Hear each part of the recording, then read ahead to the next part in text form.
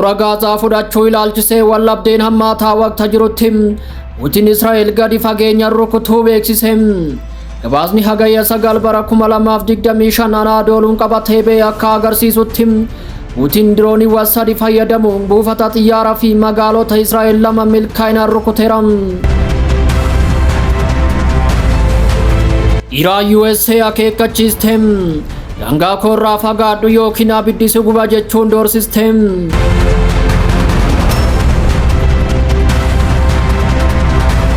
Trump fi Putin alaaksatti marii nagaa Ukraine irratti wal arguuf jiru jedhame.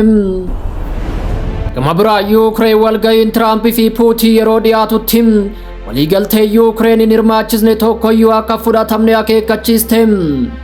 Odeeffannoowwan kana hunda isaanii bal'inaan kan isiniin geenyu ta'a.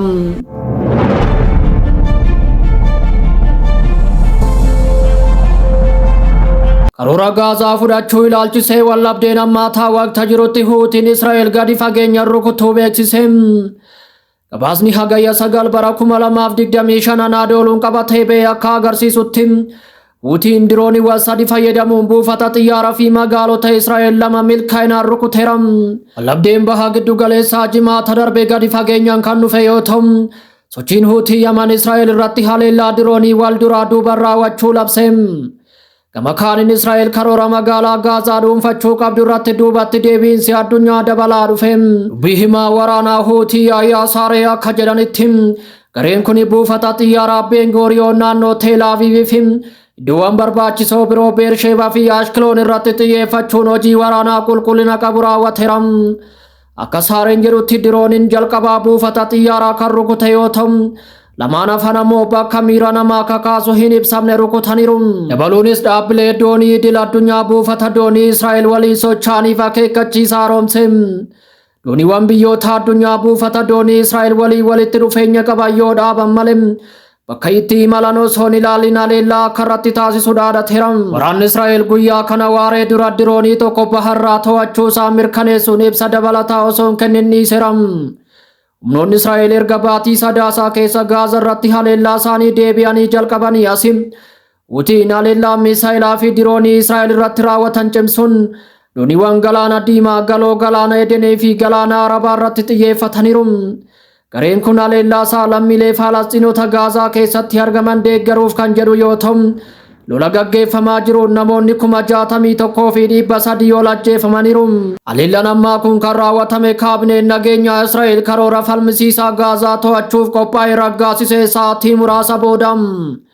Karoorri qabxii 5 qabu kun Hamaas diiguun bojamtoonni hundi akka deebi'an mirkaneessuun Gaazaa waraanarraa bilisa gochuun nageenya daangaa cimsuun akkasumas Israa'el bulchiinsa siivilii jettee waamtuun kan Hamaas yookaan abbaa taayitaa Falasxiinii waliin qabanne ijaaruu kan hundeessu ta'a. Murteen kun dhaabbata mootummoota gamtoomanii UK, Faransaay, Kanaadaa fi kanneen biroo irraa balaaleffannaa cimaa argateera. Jarmaniin gurgurtaa meeshaa waraanaa Israa'eliif gootu adda kutuullee beeksifteetti. Haa ta'u malee ministeerri ittisaa Israa'el kaatis qeeqa kana kuffisuun biyyoonni nu balaaleffatan yookiin qoqqobbiin nu doorsisan murtoo keenya hin laaffisu jedhaniiru. Diinonni keenya tokkummaa ciminaa fi kutannoo keenya nu eeguu qabu jechuunis labsanii.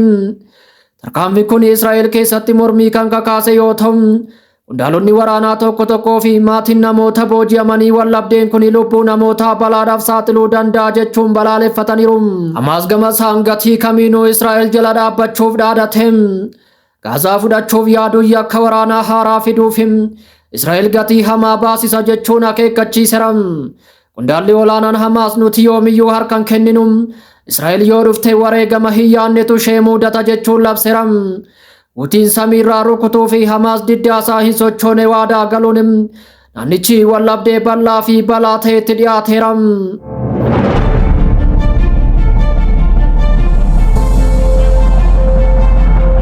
Iraan USA akeekkachiifte. Daangaa koorraa fagaadhu yookiin abiddi si guba jechuun doorsiste. Ministeerri Haajii Alaa Iraan sanbataarraa hagayya 9 bara 2025 waliigaltee nagaa Armaaniyaa fi Azerbaajiyaan gidduutti jaarsummaa Ameerikaatiin taasifame simataniiru. Haa ta'u malee Waashingitanii fi humnoota alaa biroof akeekkachiisa cimaa kenneera. Kanaanis daangaa Iraan irraa fagaadhaa jechuun akeekkachiisa hiixateem. Iraan walii galteen nagaa taasifamuu ni deeggarti kan jedhu ministeerichi. Garuu diina daangaa keenyatti dhiyoo buufate kamiyyuu gonkumaa hin obsinu. Biyyoota dhiyaa waraana isaanii gara daangaa keenyatti fiduuf yoo ija jabaatanim obomboleettiin abiddaa isaan mudata jechuun akeekkachiiseera. Iraan nageenya naannoo kan deeggartu ta'us gidduu seenummaa waraana biyya alaa keessattuu Ameerikaan naannoo Armaaniyaa fi Azerbaaijaanitti sissiquun ishee balaa kallattii nageenya Iraan akka ta'etti ilaalti.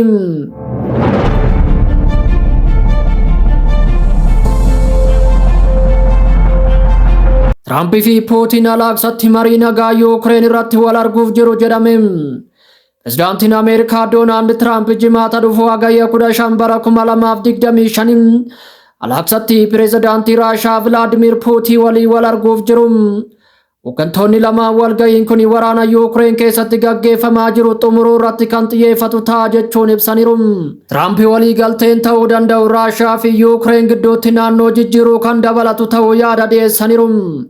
Kremliin alaaqsan bakka loojikii jechuun walga'ii kana mirkaneesseera. Putin walga'ii kanaan dura pirezidaantii Chaayinaa Xi Jinpingii fi Muummicha ministeeraa Hindii Naardiraa Moodii waliin haasa'aniiru. Waraanni Yuukireen keessatti gaggeeffame namoota 10,000 lakkaa'aman galaafate miliyoonaan kan lakkaa'aman akka baqatan dirqisiiseera. Raashaan Yuukireen naannoo murtaa'e akka dhiiftuuf deeggarsa waraanaa biyyoota dhiyaa akka dhaabdu gaafatti. Waraanni Yuukireen keessatti gaggeeffame namoota 10,000 lakkaa'aman galaafate miliyoonaan kan lakkaa'aman akka buqqa'an dirqisiiseera. Raashaan Yuukireen naannoo murtaa'e akka dhiiftuu fi deeggarsa waraanaa biyyoota dhiyaa akka dhaabdu gaafatti. Walga'iin alaaqsaa kun bara 2021 booda pirezidaantota Ameerikaa fi Raashaa gidduutti isa jalqabaata. Dhuma biraa Yuukireen walga'ii Tiraamp fi Putin yeroo dhiyaataa jirutti waliigalteen Yuukireen hin hirmaachisne tokkoyyuu fudhataman qabu jette. Pirezidaantiin Yuukireen Vladimir Zelenskiin ganamaarra Yuukireen naannoo ishee inchii tokkollee Raashaaf akka hin kennine labsuun waliigalteen kamiyyuu hirmaannaa keef malee godhamu nagaa akka miidhu akeekkachiisaniiru. Murteen nurratti kennamuuf Yuukireen malee murteen godhamu murtee faallaa nagaa waan ta'eef homaa galmaan ga'uu hin danda'u jechuun Zelenskiin miidiyaa hawaasaa irratti dubbateera.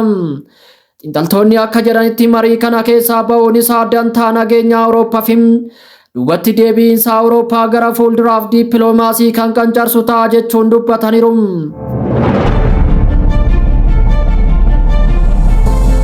Egaa kabajamtoota hordoftoota miidiyaa JSS Afaan Oromoo odeeffannoo yeroo kanaaf qabannee dhufne kanuma. Odeeffannoo biroo qabannee haga walitti deemnutti bakka jirtan hundatti hamtuun isin hin argin jennee asumaan nagaadhaan mannaa.